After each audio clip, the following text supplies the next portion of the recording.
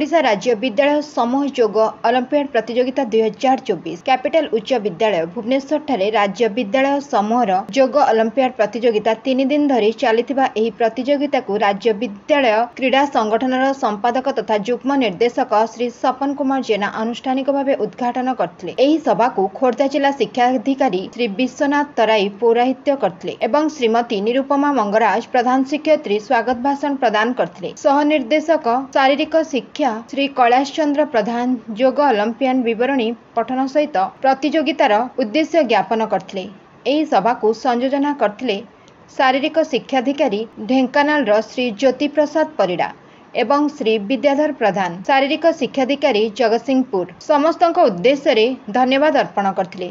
एही प्रतियोगिता रे ओडिशारू 350 जन प्रतियोगी एवं 30 जन परिचालक प्रतियोगिता को परिचालना करथिले। राज्य मनोनीत प्रतियोगी माने 18/6/2024 रे 24/6/2024 पर्यंत कर्नाटक राज्यर मैसूर ठारे अनुष्ठित जातीय प्रतियोगिता रे भाग नेबे बोली राज्य संपादक श्री जेना सूचना दैछंती। Bureau report Ekamra news agency.